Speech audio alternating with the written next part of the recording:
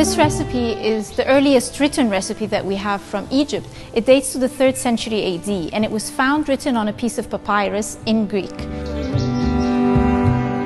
It's quite a cool recipe because lentils have long been an important part of the Egyptian cuisine. And it's nice to see that there's some sort of continuity where there are lentils being made in different time periods in different ways.